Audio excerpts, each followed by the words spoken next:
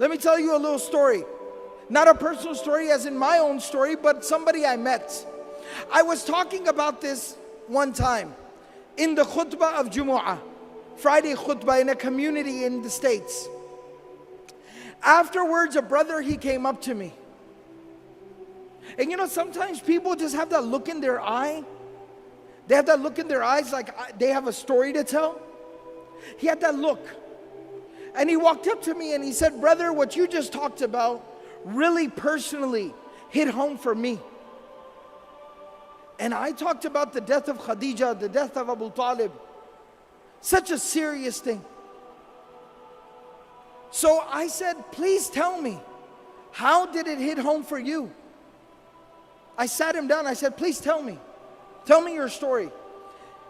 He said, brother, today was the first day that I prayed in a year. I grew up in a Muslim home. I was born in a Muslim family. I was very practicing for most of my life, praying 5 times a day. But today is the first time I have prayed in a year. I said, what happened? He said, about a year ago, my life was picture perfect. You know, sometimes you have like a 5-year plan or a 10-year plan, your grand plan. And you know, when everything is falling into place, your plan is working out, everything is going according to plan. He said, I was in that part of my life. I was nearing the age of 30. I had gone through college and medical school, working 2 jobs on the side. I had gotten married during that time, found the woman of my dreams, the love of my life. We had 2 beautiful small babies, children, 2 small children. I was in my medical residency, working 16 hours a day. And we were living in a small, tiny little apartment, not in a very good part of town. We had 1 car that was broken down. It kept breaking down every other day. It was very difficult. We were barely getting by. Years and years and years we got through, some way, somehow. I was now nearing the end of my medical residency. So I was starting to get offers from clinics and hospitals and doctors and groups. Very lucrative offers, 6 figures. 6 figures US, big deal. And things were starting to work out. I had not one but multiple offers on my desk. We had gone looking for nice homes so we could buy a house in a nice neighborhood, nice schools for our children. We went to the car dealership and we're looking at minivans and nice cars. Everything was working out. All our dreams were coming true. And he said, one day I came home a little bit earlier than scheduled. I walk into my house. I said, Salamu alaikum, practicing family. I said, Salamu alaikum, as the sunnah is. And nobody responded. I looked at the time, and it was usually the time my wife would put the kids down for a nap, their afternoon nap, and she would take a nap with them as well. So I said, let them sleep. I don't want to wake them up. I don't want to disturb them. So I went, I got some food, I sat down with my books, did some study, answered some emails. After a while, you know when kids, they wake up and they start to kind of fuss and make noise? I heard the kids from the room. The younger one was crying, the older one was talking, I could hear them. I got very excited, as a father does. Let me go, they're awake. It's fun time, family time. So I go to the room and I walked in and my kids are sitting on the bed next to my wife. And my wife is laying there between them, motionless, still, not responding, not reacting. And it looked wrong. Being a doctor, I jumped right in and I checked her and she had been dead. Not now, but for like an hour. She was cold, she was gone. Just like that. He said, brother, at that moment, my life, it fell apart. I lost the love of my life. My children lost their mother. And I lost my faith, my iman. He said, the next 24 hours were a blur. Janaza, tadfeen, the burial, it went by. I didn't even realize what was going on.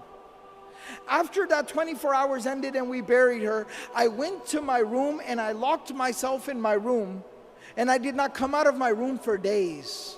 I kept the lights off and I just laid in my room and stared at the ceiling.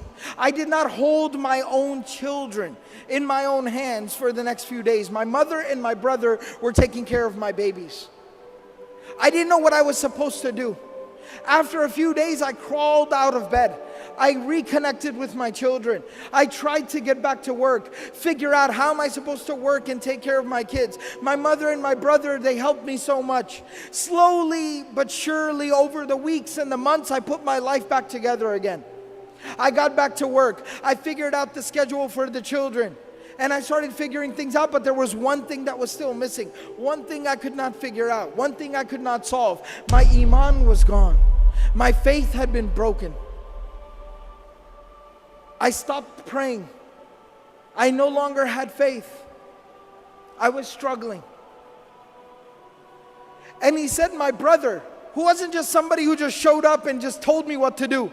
You know, some people, when they give advice, they're never there for you. They never help you. They don't support you. They just show up and tell you what to do. My brother was not like that. He looked after my kids. He stayed awake with my babies when I had to go to the hospital for a call.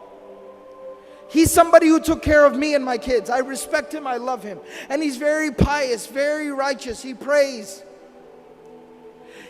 He kept telling me every single day, brother, come on, you need to pray.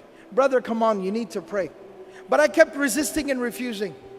He said, this morning, today, he showed up at my house and he said, I am not taking no for an answer. Mother will watch the children. You are coming to the masjid with me. You will come to Jumu'ah. You will put your face on the ground before Allah subhanahu wa ta'ala and you will pray. You will make sujood. You will say Allahu Akbar, and that hole in your heart will be filled. And he said, and I came to the Jumu'ah, the Friday prayer, I heard the khutbah and you were telling the story of the Prophet ﷺ, how he lost the mother of his children, how he lost the love of his life. And I found the answer to my question. It made sense to me again. Think about this. After going through so much tragedy, how does somebody continue? How does the Prophet ﷺ wake up the next day, go out there and preach harder than he did yesterday, work harder than he did ever before, knowing that he's going to come home to an empty home, knowing that he's going to come home to an empty bed, knowing that he's going to come home and have to look at his children in the face and wipe the tears from their face that their mother is not coming back? How did he persevere? How did he continue? It was at that moment that Allah subhanahu wa ta'ala provided him a solution.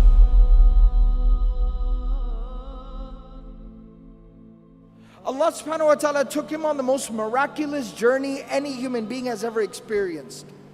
It is called the journey of Al-Isra wal-Mi'raj, the journey by night to Jerusalem, and then the ascension above the heavens.